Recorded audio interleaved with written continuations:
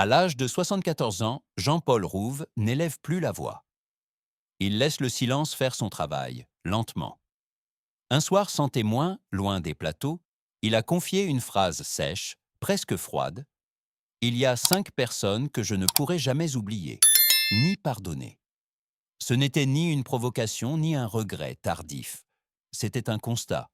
On a longtemps réduit Jean-Paul Rouve au rire, à la légèreté, à cette proximité rassurante avec le public. Pourtant, derrière les sourires, une autre trajectoire s'est dessinée, plus discrète, plus vulnérable. Le succès éclaire, mais il isole aussi. Il expose les fidélités fragiles, révèle les absences, agrandit les silences.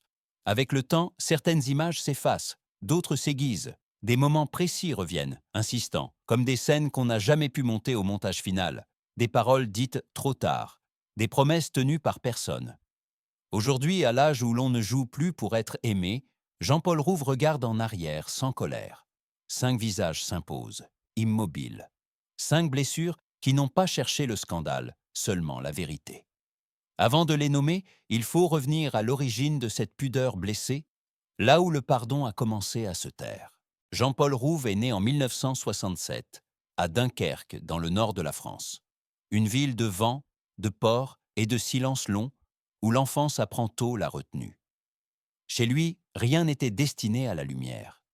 La famille vivait simplement, sans éclat ni certitude, dans un quotidien où l'on parlait peu des émotions, mais où l'on les ressentait intensément.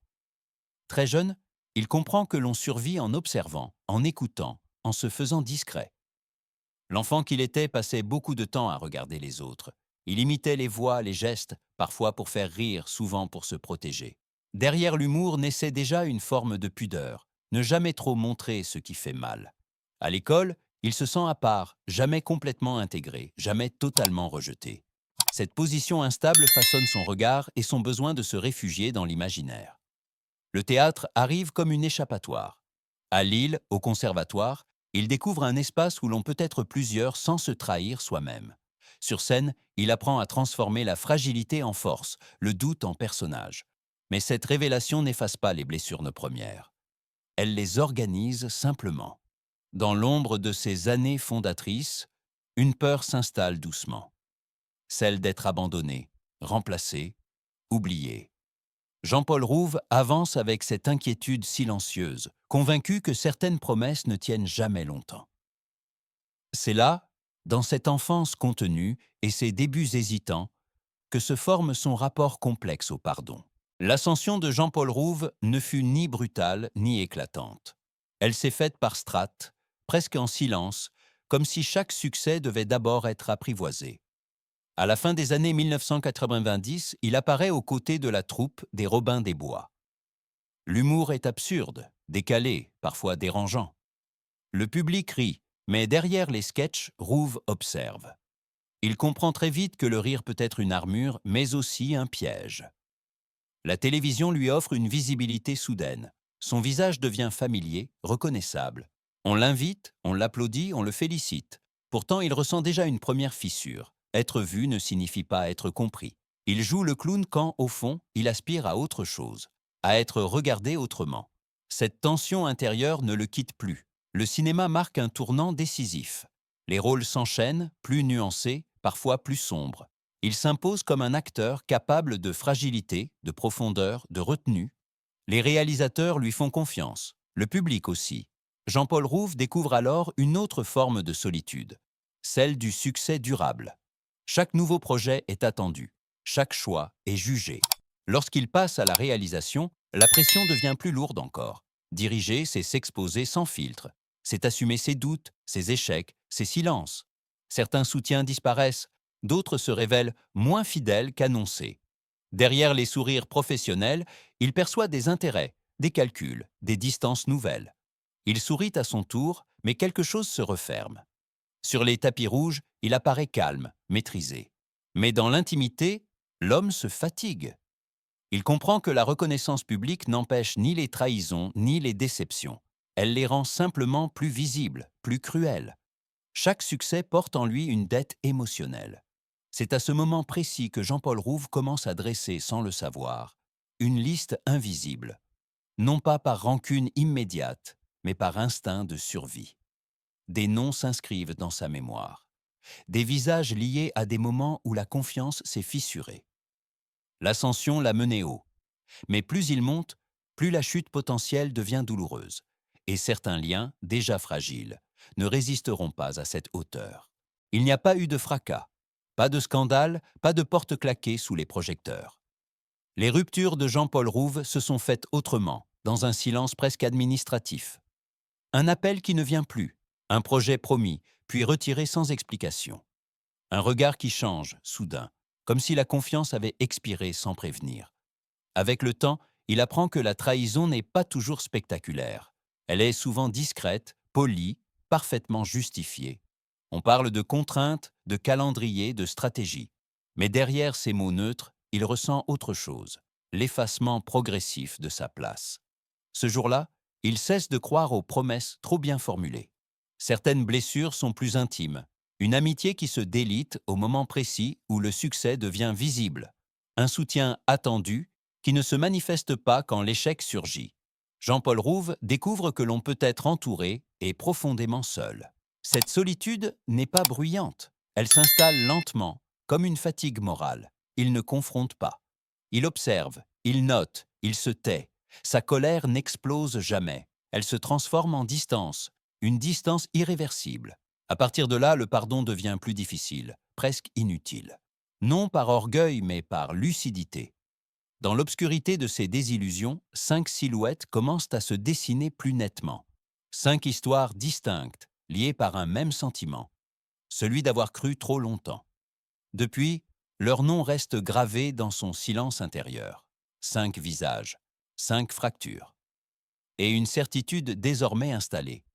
Certaines blessures ne cherchent plus à guérir, seulement à être reconnues.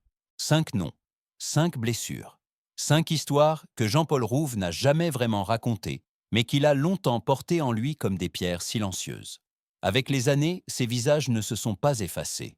Au contraire, ils ont pris une netteté douloureuse, comme si le temps avait décidé de ne rien adoucir. La première personne appartient au territoire de l'intime. Un être aimé, un compagnon de route à qui il avait offert sa confiance sans réserve. Cette relation s'est construite dans la légèreté, nourrie de rires et de projets partagés. Puis, un jour, sans cri ni explication, la loyauté s'est fissurée. Ce ne fut pas une trahison brutale, mais une lente désertion. Jean-Paul Rouve s'est retrouvé face à un vide soudain, avec l'impression d'avoir été remplacé avant même d'avoir été quitté. Ce premier choc lui a appris que l'amour, parfois, s'éteint sans prévenir. La deuxième personne vient du monde professionnel. Un collaborateur, presque un allié, qui parlait de fraternité et d'avenir commun. Ensemble, ils avaient bâti des idées, rêvé d'un chemin durable. Mais lorsque l'opportunité s'est présentée, cet homme a choisi seul, laissant Jean-Paul Rouve à la marge. Le succès est arrivé, mais il n'était plus partagé. Ce jour-là, il a compris que l'ambition peut effacer des années de complicité et que certaines promesses ne survivent pas à la réussite. La troisième blessure est plus profonde, plus ancienne. Elle touche à la sphère familiale, là où l'on attend instinctivement la protection. Un proche, un pilier supposé, n'a pas su être présent au moment crucial. Il n'y a pas eu de violence, seulement une absence lourde, irréparable. Dans ces moments fragiles, Jean-Paul Rouve aurait eu besoin d'un mot, d'un geste, d'une reconnaissance.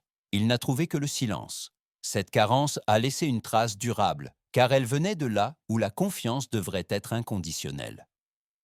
La quatrième personne n'est pas un individu précis, mais une entité plus vaste. Une institution, un système, une forme de regard collectif.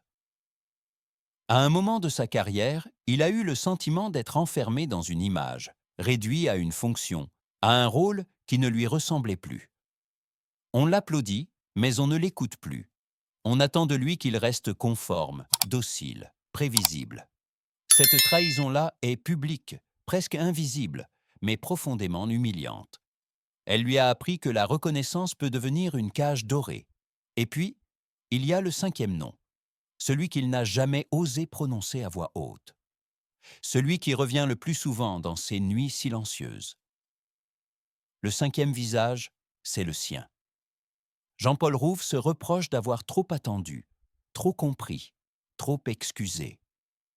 Il se reproche de ne pas être parti plus tôt, de ne pas avoir posé de limites claires, d'avoir confondu patience et faiblesse.